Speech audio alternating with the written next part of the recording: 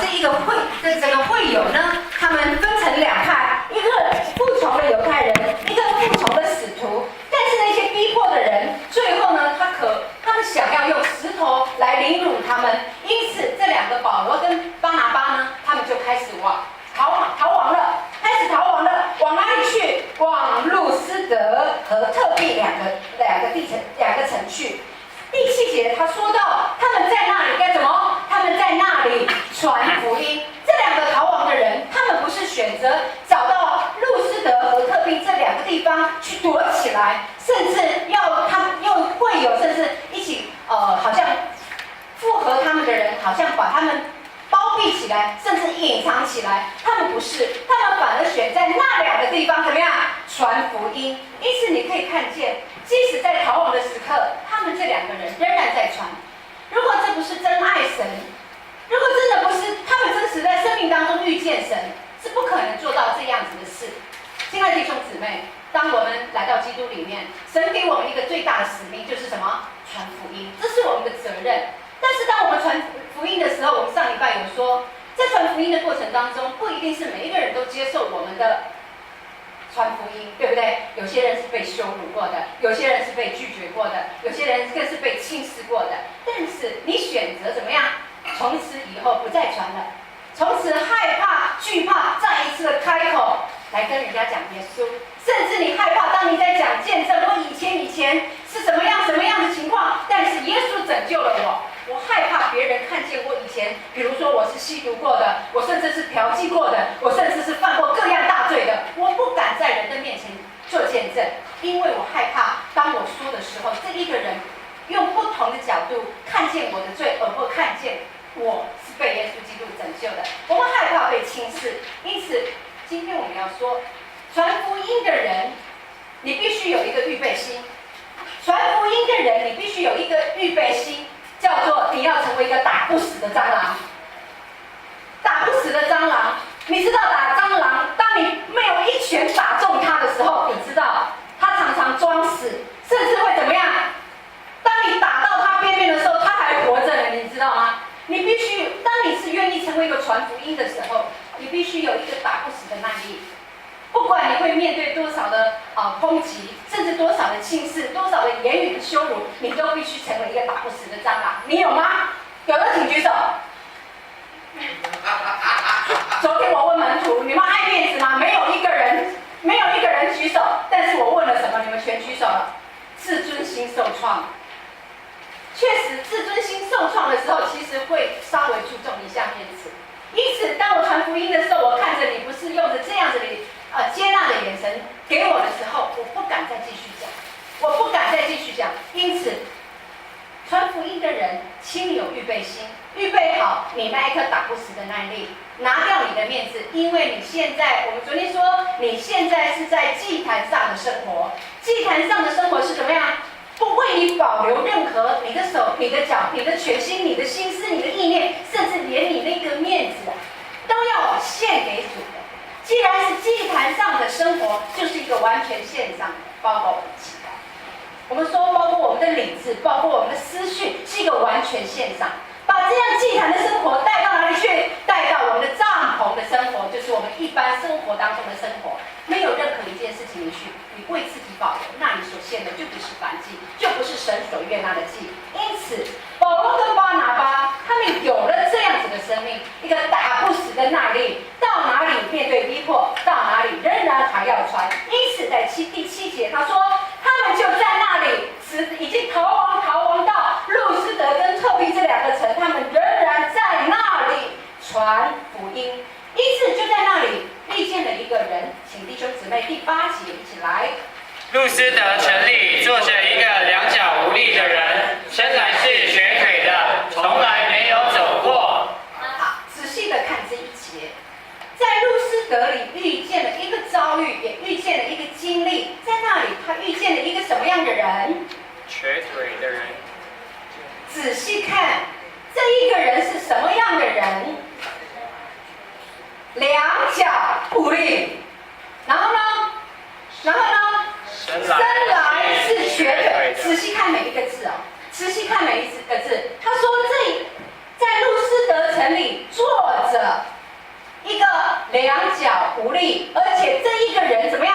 生来就瘸腿的人。哇！当我传福音的时候，有一个人，当我遇见一个人，我看着他，我们很容易怎么样？请问这一个人，他两脚无力，他的瘸腿是从意外当中、车祸当中，甚至在20岁、30岁、40岁的时候才面对瘸腿的，是吗？不是，他是一个生来就怎么样瘸腿的人。哇！当我遇见这样子的人的时候，我会怎么样？看看他的腿，因为他生来就瘸腿。请问，当我们瘫在病床上1个月、2个月，渐渐的你会发现，已经躺了1年、2年的人，他的肌肉是怎么样的？萎缩掉的，剩骨甲皮，你知不？剩骨甲皮。再一次要为他祷告行神迹的时候，请问你还剩多少信心？如果有一个人来到你面前，他希望你是一个基督徒吗？你是一个神的儿女，神的儿女当然靠祷告呼求我们的神，行各样不能的事。但是当你看着，哇，这一个人是生来就怎么样，就从来没有走过，你知道吗？以致我开始思考，骨头有没有长得完全，肌肉有没有长出来，应该全部不可能，因为从来没用过力，哪来的肌肉？我们每一个男生都在那边练肌肉，有没有？练腹肌，练腹肌，有没有？那为了那个腹肌，哪一个肌肉都是要每一天不断的锻炼的，对不对？有人当兵的时候怎么样？6块肌，直到30岁之后就融成1块肌，那是因为怎么样？肌肉从来怎么样？不断的去锻炼。哇，这一个人他说他是生来就没有走过路的嘞，生来就瘸腿的嘞。因此我会开始怀疑，在他身上有没有肌肉？有跟我一起去医院服侍的人都会看见，我常常翻人家的棉被，摸看，而且试看他有没有水肿，他这个人有没有救，有没有？我在看神现在对他的带领，那我就会告诉他，你身体上有哪些疾病哦？这是一个一般正常在服侍过程当中，我们会用肉眼看，我们会用我们的敏感度来判断这一个人现在他的疾病到哪里。因此，确实，当我看见一个两脚无力，甚至生来我就知道他就是瘸腿的人，我要跟你讲，信心确实是软弱的。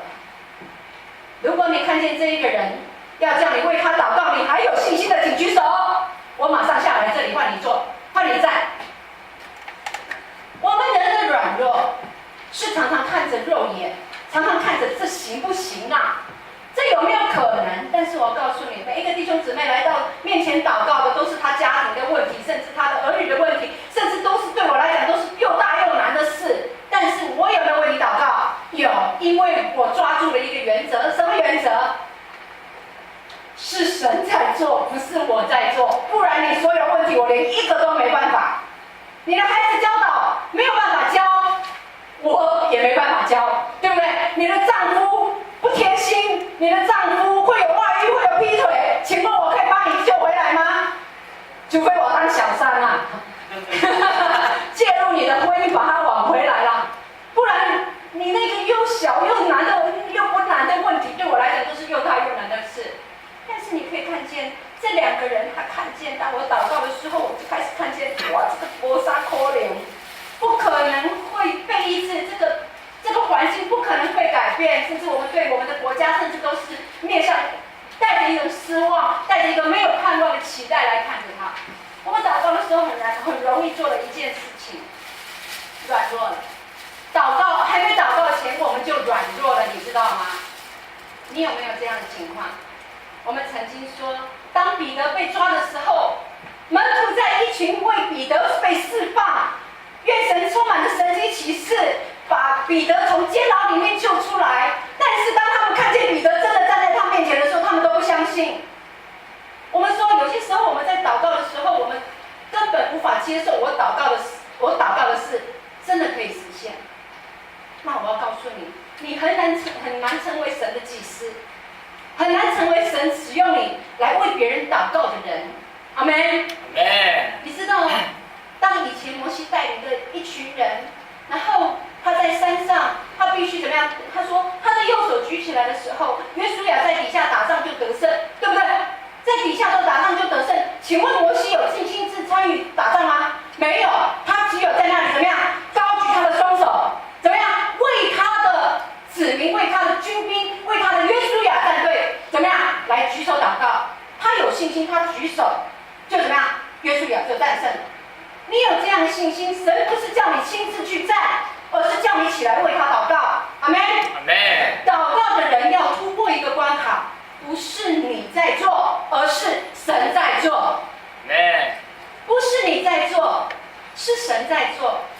你要看见你自己什么都不能做，但是你有神可以帮助他。神也不是叫你介入他的生活，甚至成为他最大的帮助。万一他缺了1亿或1000万，对我来讲我给，因为我拿不出那么多的钱。神没有叫我们亲自的出手，自己的努力、自己的帮助，来帮助那一个我不可能够帮助的地方或事件，或者是任何的人事物。但是神告诉我，你有祷告的权柄。阿门。我们都有祷告的权柄。不要看用眼睛看，用感觉去感受这一件事情的困难度。确实，每一件事情不是我能够做的都是困难的，不是我能够做的都是困难的。那我又什么都不会，每一件事情就是什么都是困难的，都是困难的时候怎么办？祷告，让神来做，让神来做，不是我们来做。因此，保罗跟巴拿巴就在路斯德里坐着，看见一个两脚无力的人，并且他生来就是瘸腿的人，他就这样看着他，就这样看着他。这个人是从来没走过的哦。那保罗跟巴拿巴的信心有没有动摇？我们继续看下来第9节，请大家一起说，一起来。他听保罗讲道，保罗定睛看他，见他有信心，可得痊愈。这时候，保罗在路斯德，他仍然在那里传福音。当他在讲道的时候，虽然他看见眼前有一个又大又困难的病人，但是他怎么呢？他仍然在讲道。那这一个病人，这个两脚不能够走路的人，还好他不能够走路，只好乖乖的在那里听保罗讲道。那他的讲道，当保罗在讲道的时候，他很认真听哦，他很认真听。很多时候我们说信道，相信的信，信道是从什么地方来的？从听道来的。难道你能够那么认识圣经？你能够认识神的话，难道不是从每个礼拜，甚至每一个周间，我们看好消息，看各样的频道，有牧者、有传道人在讲道，你因为听到了，而且怎么样，就选择相信了嘛？这一个两脚无力的人，他没有办法走，他只好就在那里听保罗讲道。保罗就这样子看见这一个人安安静静的在那里听，并且保罗怎么样？定睛看他。保罗定睛看着他，见他有信心，可得痊愈，就怎么样？保罗没有退缩，看着这一个人，因为他知道他所求的是什么。保罗看着这一个人，他知道什么对这个瘸腿的人最有帮助，因此保罗就采取什么样的行动呢？第10节，请大家一起来。就大声说：“你起来，两脚站直。”那人就跳起来，而且行走。当保罗看见这一个人定睛看着他，并且保罗辨识出他是一个有信心的人，保罗就怎么样？大声的吩咐他。保罗就是大声的这样命令他：你起来，你起来，两脚站直。这是一个命令，这是一个吩咐。他命令他：你站起来，你起来，两脚站直。对谁是一个考验？对谁是一个考验？你觉得？当然对仆人是一个考验，但是最大的考验是谁？这一个瘸腿的人。这个瘸腿如果他反思，哇，我谁不逃？起来，哇喂！如果你是这个瘸腿的人，当我们奉主名为你祷告，请你站起来的时候，你会站起来的，请举手。反而我告诉你，你会笑笑的，刚直接背开，有可能吗？因为你从小到大从来没走过路，你先反对了，甚至怎么样拒绝了这一个神迹，对不对？是不是这样啊？请问你生活当中你瘸腿了吗？生活当中你软弱了吗？你走不下去了吗？在工作当中疲乏了吗？在家庭当中无力了吗？你瘸腿了，甚至你觉得没有任何一线生机啊！对我的另一半，对我的孩子，对我的家人，对我的工作，对我的未来，我觉得没有一线生机，看不到希望。你瘸腿了，你瘸腿了。当我们来到主面前的时候，主告诉他：“你说起来，就在你瘸腿的地方起来，不要。不可能，我看不见，这不可能改变。不可能改变的是你的观念，不可能改变的是你的固执，不可能改变的是你的刚硬，不可能改变的就是你这一个人。在神没有难成的事，这是神说的，你到底有没有相信这一句话？”当保罗定睛看着他，对于这个瘸腿的人是一个非常大的一个挑战，但是他看着这一个瘸腿的人，见他有信心，阿们。有信心的人才看得见神迹，有信心的人才能够因着你的信心得着许许多多不可能的事。你有信心吗？今天重拾起来，好吗？今天当你听到这一篇道的时候，请你重新的被挑旺起来，你的信心需要被挑旺，阿们。从瘸腿的生活当中，你看见这个瘸腿的人，虽然他自己瘸腿了，虽然他从小到大从来没走过，但是今天他看见保罗，他听见今天的道，他选择相信了，依着信道，他产生了信心。他对于保罗所传讲的话语，所传讲的神，他有了信心。当他面对他告诉我起来，两脚站直，这一个人就怎么样？他是用跳起来的方式，并且怎么样行走？阿们。你的奇妙，你的神迹来了，你的盼望来了，阿们。你当跳起来，迎接这样的神迹，迎接这样子的期待，迎接这样的盼望。而不只是就慢慢的走起来，怕怕的踏出第一步，而是跳起来，直接接受领受。我完全的相信，在你没有难成的事。这是一个对瘸腿的人，你可以看见保罗他所表现的，这个神仆人他所表现的是一个极大的信心。我说，当我们为人祷告的时候，不要看到不可能。保罗他让我们看见的，这是一个有极大信心的仆人，并且他有很操练，甚至他的信心的时候，他有属灵的分辨跟敏锐度。因此，每一次当我们在祷告的时候，我们确实会定睛看着这个被祷告的人，他到底是否完全的相信我现在告诉他耶稣对他的带领，甚至耶稣对他的拯救。因此，你看见保罗，他是一个拥有属灵分辨力的人。接下来，保罗的身上又有什么呢？保罗身上他又是一个懂得善用属灵权柄的人。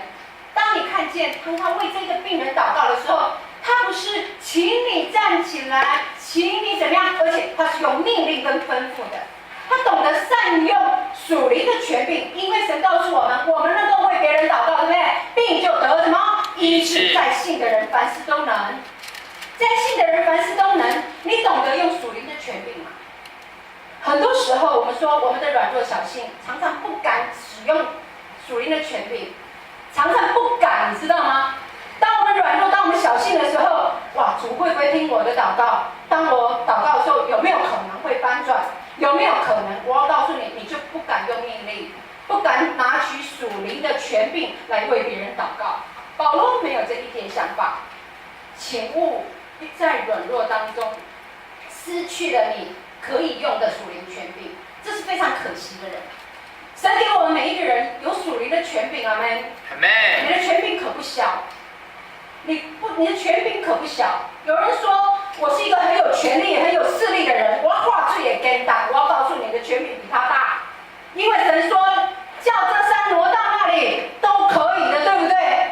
你不仅画质也更大，神命令风浪止息，你拥有同样的权柄哎，你的权柄可不小。但是为什么你常常做这一些做不到的事？因为你常常不敢用属灵的权柄来命令，你常常不敢命令在人身上的疾病退去，甚至在人身上捉弄的鬼能够离开。你常常不想，甚至不敢，甚至不懂去善用你属灵的权柄。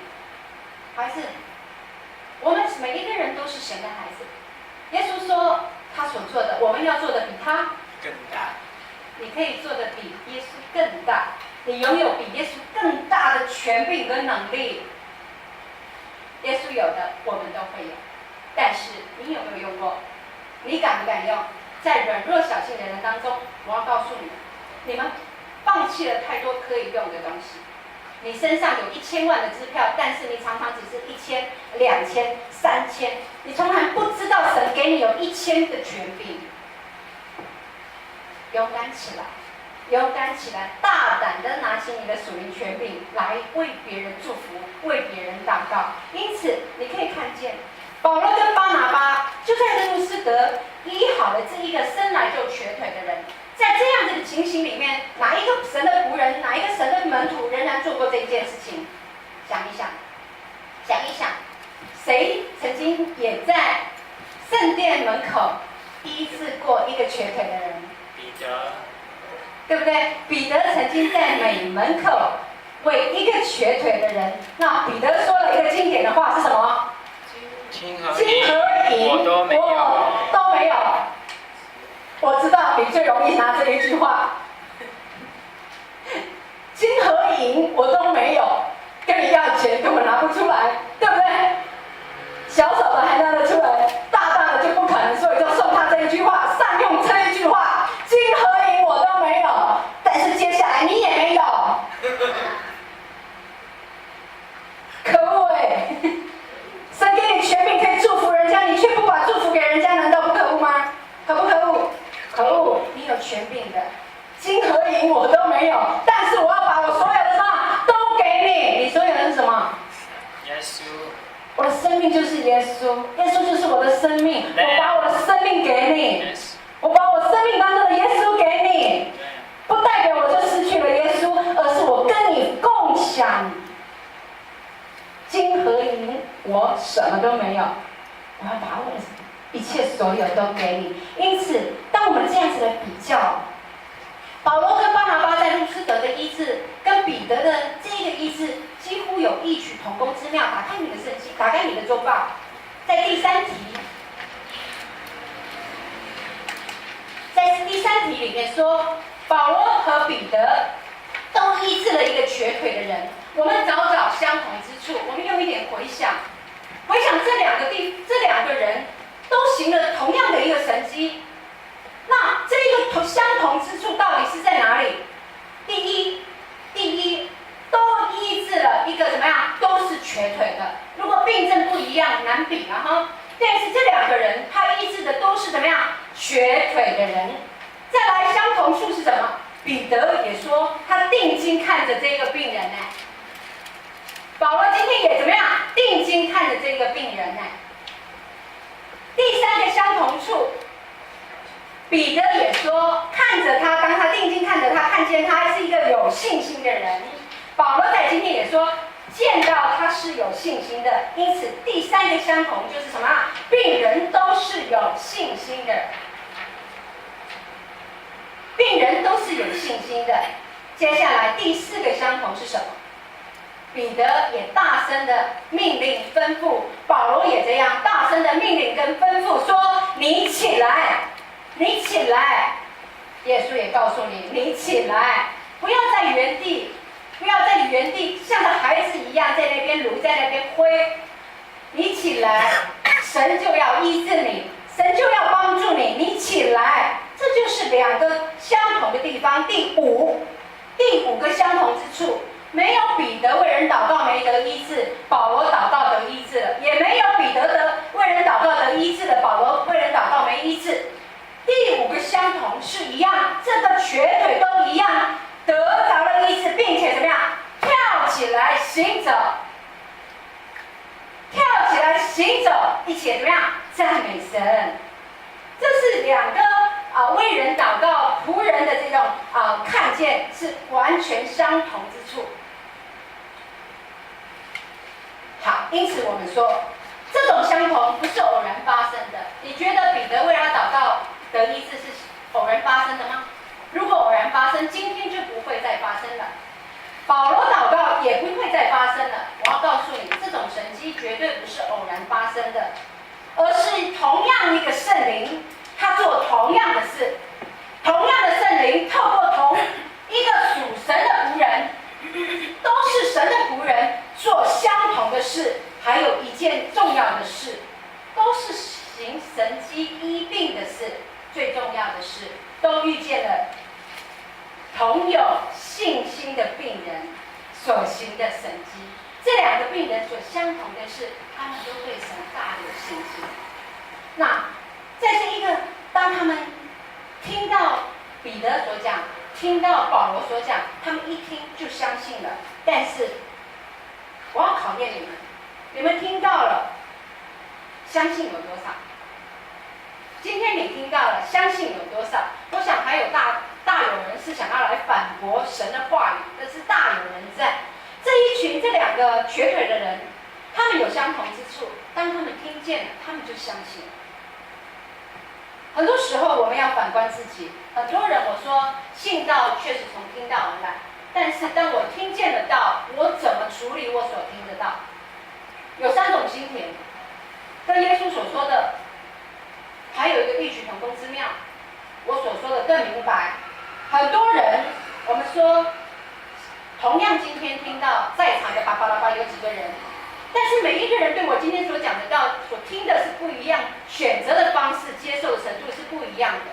我只能说，有些时候我们无法领受今天所听的道，无法信道，就是说我那个信道，能够相信今天我所讲的道的人很少。甚至在现在，你或许大有信心，一离开我们教会的大门，一离开我的面，信心又不见。很多时候我们说，源头在哪里？